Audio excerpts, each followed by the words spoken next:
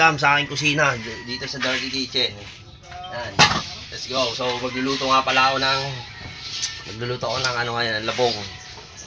Yung sa kawayan, yung ano, yung usbong ng kawayan. So yan, gugulayin namin. Then nilagyan ko ng ano, gata, tapos yung daing nilagyan ko. So yan. Dito ngayon ako rito sa kusina. So yan, babalatan ko muna tong, bali na-prepare ko na yung kanina, na lagyan ko na ng coconut milk. So, ito na lang huling lalagay ko yung luya kasi nakalimutan ko. Yan.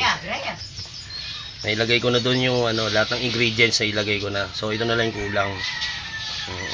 Kaya inahabol ko lang. So, sa mga gustong matuto. So mga ka-wonder, ito po yung ano natin ngayon. So papangalanan ko tong ano, ginataan ng karumal-dumal. So yan po. Yan po yung title ng ano ko, lulutuin ko ngayon. Kasi kinarumal-dumal po yung pag-aayari. So yan. Bali, babalat ako ng babata yung luya. Yan. So, patabak sa laman.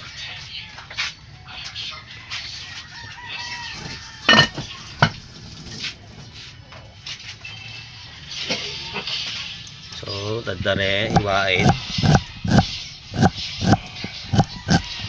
So, sa mga nais po umorder nung ano, nung aking ano, ito po yung ginamit ni Panday.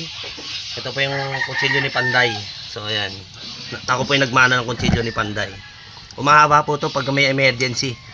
Umahaba, tingnan niyo po maigi, oh. Ayan. Umahaba po ito pag emergency, pag lumalabas si Lizardo.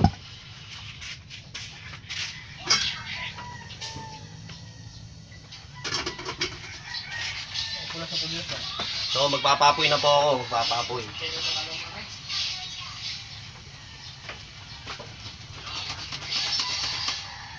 Ron.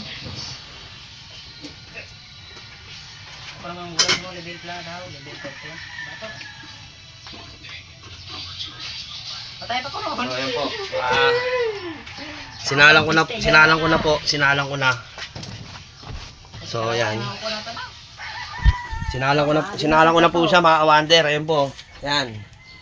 Sinalang na po natin. Nakasalang na po. Ayan. So, papakulang ko lang to between mga siguro mga almost 10 minutes. Pagkulo. So, lalagay ko yung first coconut milk na una nagata. Ayan o. Yan po ilalagay ko yan.